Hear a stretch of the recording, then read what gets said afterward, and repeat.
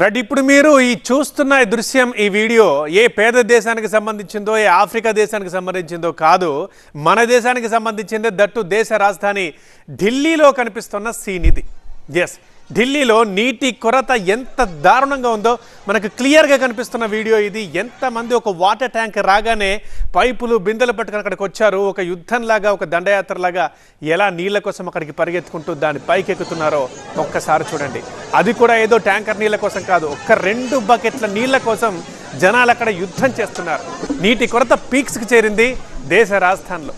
అన్ని ప్రాంతాల్లో ఢిల్లీలో నీటి కోసం జనం అవస్థలు పడుతున్నారు ఒకవైపేమో రికార్డు స్థాయిలో ఉష్ణోగ్రతలు నమోదవుతున్నాయి భూగర్భ జలాలు ఎండిపోయి నీటి కొరత పెరిగిపోయింది దీంతో అప్రమత్తమైన ప్రభుత్వం నీటిని ట్యాంకర్ల ద్వారా సరఫరా చేస్తోంది కానీ జనం ఆ 2 బకెట్ల నీటిని పట్టుకునేందుకే రోడ్లపై బారులు తీరి యుద్ధం చేయాల్సి వస్తుంది ఈ ఎమర్జెన్సీ పరిస్థితికి పెరిగిన ఉష్ణోగ్రతలు ఒక కారణమైతే హర్యానా ప్రభుత్వం నీటిని విడుదల చేయకపోవడం మరో కారణం అంటున్నారు మంత్రి అతిషి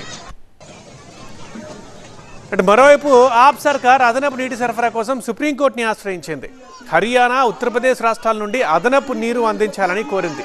ఢిల్లీలో నీటి కొరతకు బీజేపీనే కారణమంటూ ఆరోపిస్తున్నారు కేజ్రీవాల్ ఇటు ఢిల్లీలో నీటి కొరతపై బీజేపీ కూడా ఆందోళనకు దిగింది ఆప్ సర్కారే కావాలనే కృత్రిమ నీటి కొరత సృష్టిస్తోందని ఆరోపిస్తున్నారు బీజేపీ నేత వీరేంద్ర సచ్దేవా కార్యకర్తలు ప్రభుత్వానికి వ్యతిరేకంగా నినాదాలు చేస్తూ ప్లకార్డులు ప్రదర్శించడం మనం స్క్రీన్ మీద రైట్ బాక్స్లో చూస్తున్నాం లెఫ్ట్ సైడ్లో నీళ్ల కోసం పడిగాపులు కాస్తున్నారు గంటల తరబడి జనాలు వచ్చి రాగానే 2 బకెట్ల నీటి కోసం అక్కడ యుద్ధమే చేస్తున్నారు రైట్ సైడ్ తప్పు మీదంటే మీద చేస్తున్న నిరసనలు రైట్ సైడ్ బాక్స్ ఇక ఇటు రాజస్థాన్లో కూడా సేమ్ సీన్ కనిపిస్తోంది రాజస్థాన్లోనూ నీటి కొరతతో అక్కడి ప్రజలు గుక్కడి నీటి కోసం గంటల పాటు ఎదురు చూస్తున్నారు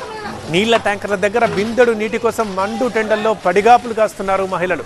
కానీ నీటి ట్యాంకర్లు మాత్రం అన్ని ప్రాంతాలకు సరఫరా చేయకుండానే తిరిగి వెళ్ళిపోతున్నాయి